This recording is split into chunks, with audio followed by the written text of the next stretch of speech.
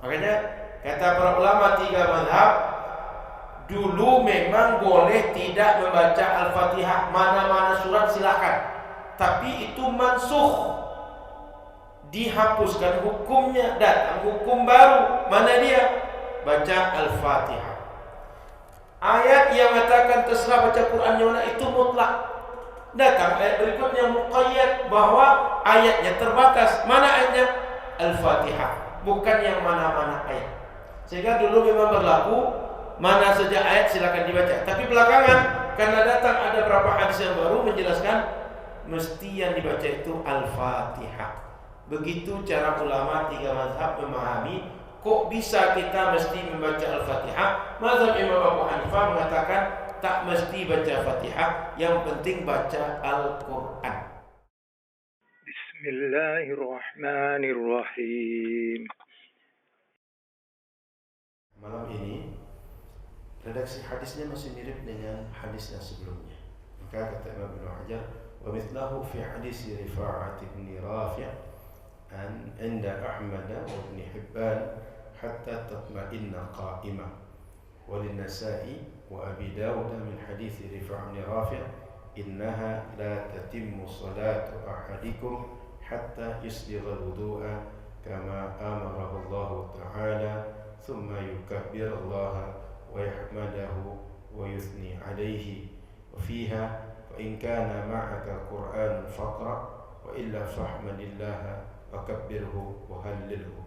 Wa li Abi Dawud thumma qra' bi ummil kitab wa bima syaa Allah.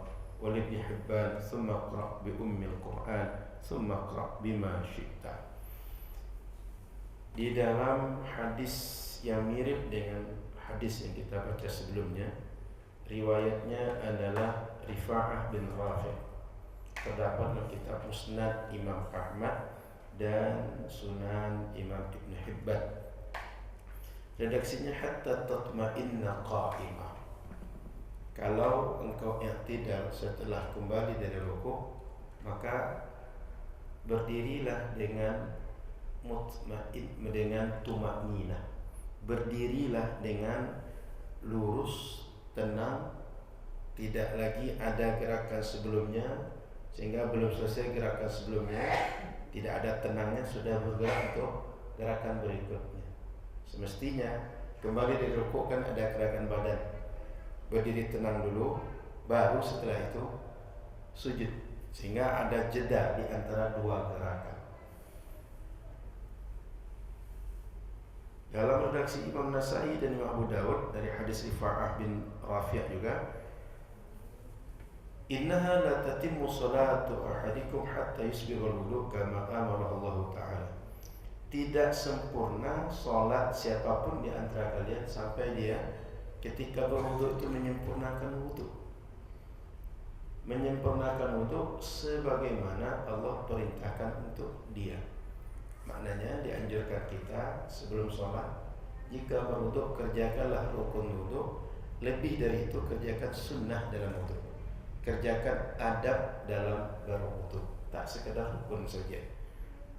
Lalu summa yukabbirullah, setelah sempurna wudu, berdiri tegak menghadap kiblat, maka saat memulai sholat takbirlah kepada Allah dengan takbiratul ihram. Mulailah sholat, bukalah sholat dengan takbiratul ihram. Wa yahmadah, setelah takbir memuji Allah Subhanahu wa taala, wa yathni alaihi, mengagungkan Allah Subhanahu wa taala. Fiha, dalam sebagian redaksi, kalau engkau hafal sebagian ayat Quran, maka baca ayat Quran tersebut.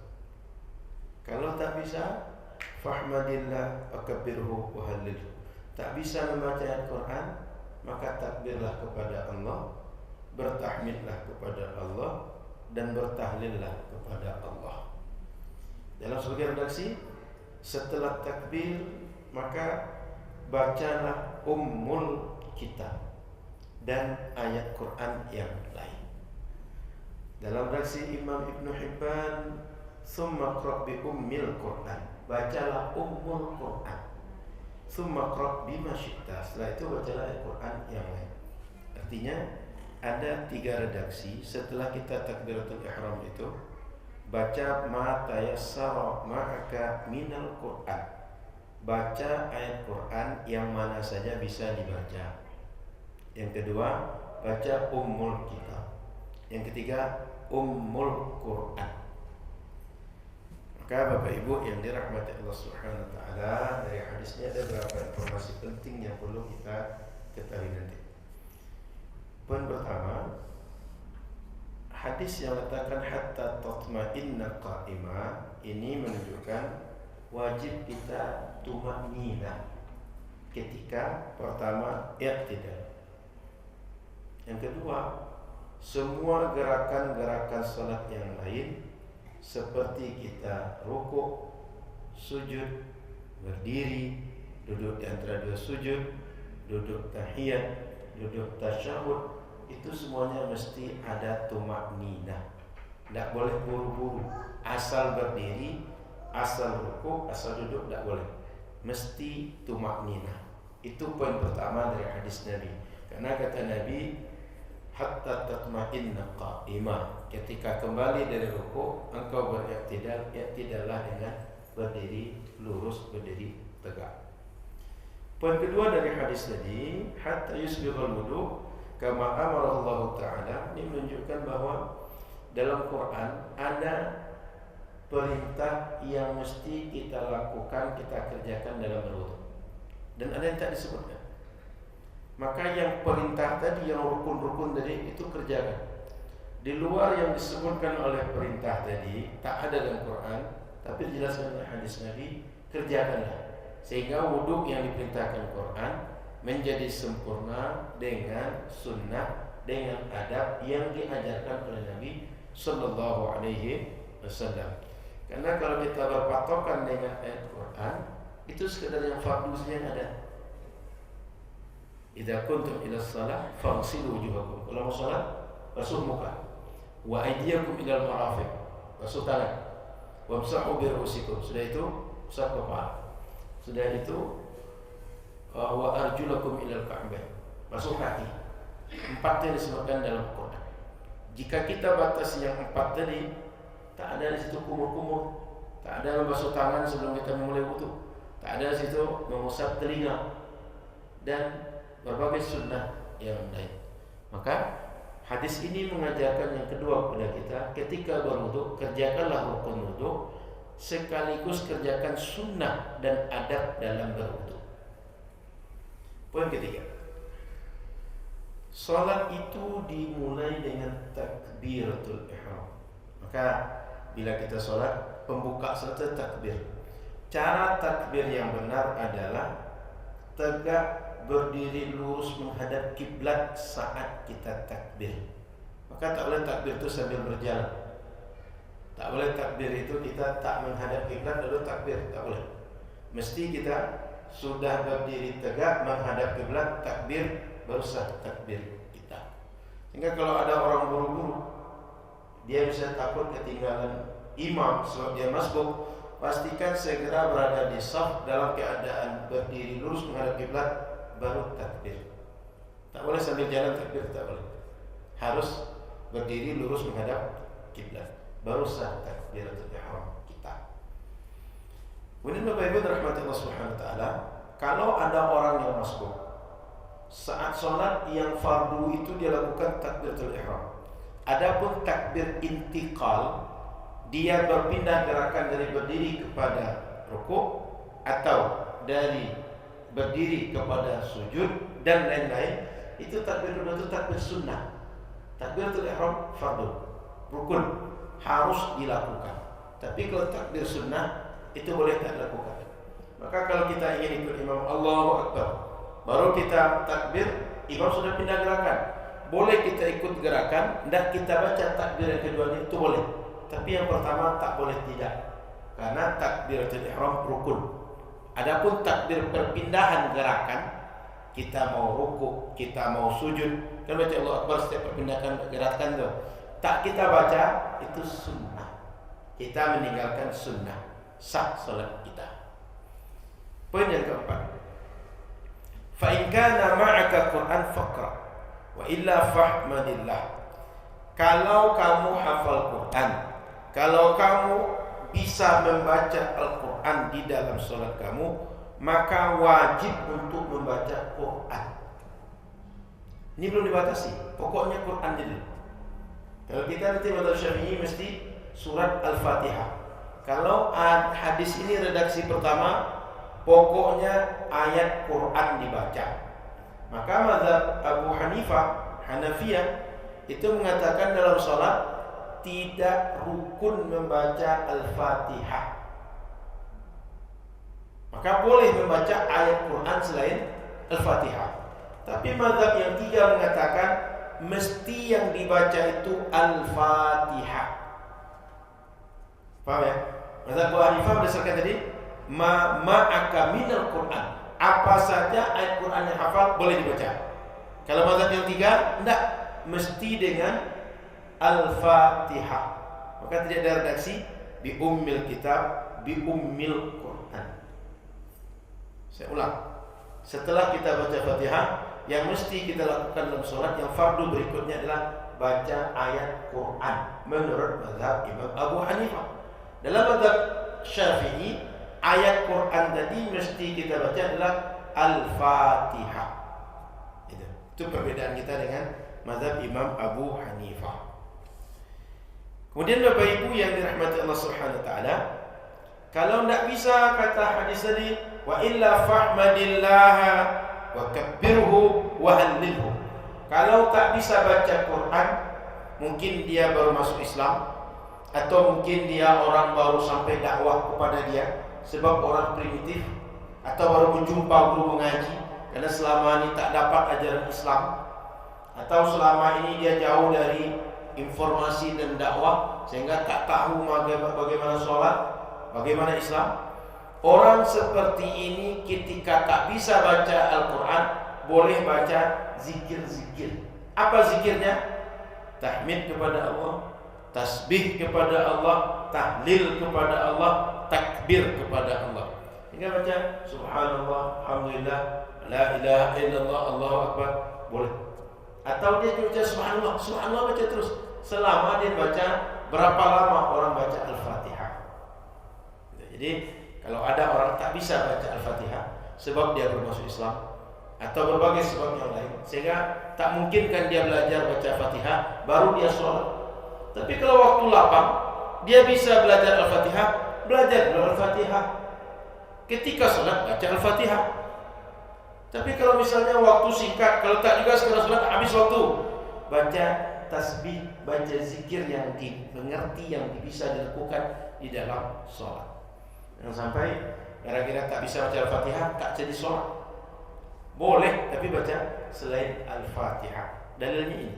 Wa illa, kalau tak bisa Al-Fatihah, fahmadillah, bacalah tahmid kepada Allah, wa kabbirhu, atau dan takbir kepada Allah, wa hallilhu, dan tahlil kepada Allah Subhanahu wa taala. Kemudian Bapak Ibu yang dirahmati Allah Subhanahu wa taala, kalau misalnya sahabat nanti berapa hadis berikutnya akan ada pembahasan tentang kalau kita tak bisa baca Al-Fatihah, apa solusinya? Di hadis di saya 15 hadis ke depan itu ada penjelasan. Nanti kita baca pada penjelasan hadis itu. 15 hadis ke depan dari hadis yang kita baca sekarang. 280 di sana hadis. Baik, poin kelima Bapak Ibu yang dirahmati Allah Subhanahu wa taala, di dalam mazhab Syafi'i dan tiga mazhab para ulama, mazhab Malik, mazhab Imam Ahmad, mengatakan bahwa yang kita baca itu semestinya adalah surat Al-Fatihah. Kenapa? Karena di redaksi hadis itu disebutkan ada dua redaksi berikut. Wali Abi Dawud thumma qra' bi ummil kitab. Setelah takbir bacalah ummul kitab. Apa ummul kitab? Al-Fatihah. Dalam redaksi lain, thumma qra' bi ummil Quran. Bacalah ummul Quran. Apa ummul Quran? Al-Fatihah. Kemudian ada hadis Nabi yang lain dari sahabat Ubadah bin Samit yang redaksi mengatakan la salata liman lam yaqra' bi Fatihatil kitab. Tidak sah salat kalau ada orang melaksanakan sholat tapi tak baca Al-Fatihah. Makanya kata para ulama 3 mazhab, dulu memang boleh tidak membaca Al-Fatihah, mana-mana surat silakan. Tapi itu mansukh, dihapuskan hukumnya, datang hukum baru. Mana dia? Baca Al-Fatihah. Ayat yang mengatakan terserah baca Quran yang mana itu mutlak. Datang ayat berikutnya muqayyad bahwa ayatnya terbatas. Mana ayatnya? Al-Fatihah, bukan yang mana-mana ayat. Sehingga dulu memang berlaku mana saja ayat silakan dibaca. Tapi belakangan karena datang ada beberapa hadis yang baru menjelaskan mesti yang dibaca itu Al-Fatihah. Begitu cara ulama 3 mazhab memahami. Kok bisa kita mesti membaca Al-Fatihah? Mazhab Imam Abu Hanifah mengatakan tak mesti baca Fatihah, yang penting baca Al-Quran. Jadi bedanya bapak-bapak, ibu-ibu. Kalau sekedar Quran berarti baca Al-Baqarah yang hafal bisa. Anggap ada orang baca ayat kursi, so dia hafal ayat kursi cuma, itu boleh dia baca sebagai pengganti Al-Fatihah. Atau dia hafal cuma juz 30 yang belakang, tak hafal dia surah Fatihah, boleh dia baca. Mana ayat Quran yang dia hafal, yang dia dapat, boleh dia baca sebagai pengganti Al-Fatihah. Kalau mazhab yang 3 enggak, harus Fatihah. Kalau ada Fatihah, tidak sah solat orang yang melakukan tanpa membaca Al-Fatihah. Bapak Ibu yang dirahmati Allah Subhanahu wa taala, poin berikut dari hadis tadi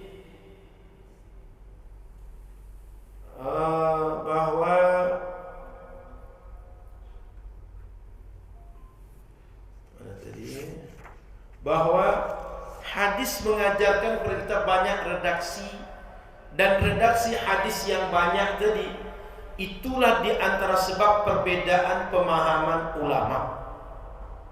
Jadi berapa kali kita sampaikan di sini bahwa para ulama kita berbeda pendapat tidak sekedar pemikiran mereka dan memahami teks berbeda, tapi memang teks hadis yang sampai kepada para ulama memang berbeda-beda.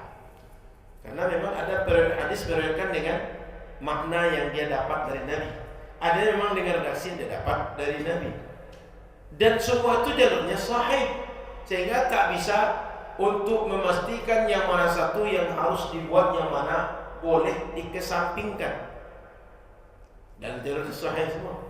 Maka Bapak Ibu yang dirahmati Allah Subhanahu wa taala, kita tak bisa memastikan yang mana satu yang sahih di antara beberapa riwayat. Oleh karena itu, masing-masing silakan pegang dengan riwayat yang dia dapat dan beramal dengan riwayat yang dia yakini. Yang jadi masalah itu adalah harus orang beramal seperti kita, tak boleh berbeda dengan kita. Itu masalah. Karena kalau kita mendakwa riwayat saya yang sahih, yang itu tak sahih, orang juga bisa mengatakan riwayat saya yang sahih, kamu tidak sahih. Karena kita bisa benar, orang bisa benar. Orang bisa salah, kita bisa salah. Kecuali kita ini Nabi. Yang tidak ada salah, yang selalu benar, itu hanya Nabi. Selain Nabi, apakah sahabat, ulama tabi'in, tabi'in, ulama salaf keseluruhan, itu bisa benar, bisa salah. Kalau Nabi tidak. Maka Bapak Ibu yang dimuliakan Allah Subhanahu wa taala, berbeda pendapat itu menjadi simple, menjadi mudah kalau setiap orang memberikan ruang untuk berbeda dengan orang lain. Jadi kalau kita tak siap berbeda dengan orang lain, disitulah masalah muncul. Karena secara hukum dasar, kaidah dasar, orang bisa salah, kita juga bisa salah. Kita bisa benar, orang juga bisa benar. Tak ada yang mutlak pasti benar dan mutlak pasti salah. Itu pelajaran berharga dari hadis Nabi Sallallahu Alaihi Wasallam. Sehingga Bapak Ibu, munculnya mazhab-mazhab fikih itu bukan karena ego, tapi memang karena mereka memiliki riwayat yang berbeda-beda sampai ke mereka. Belum lagi hadisnya sama, teksnya sama, riwayatnya sama, tapi hasil pemahaman mereka terhadap teks yang sama tidak sama.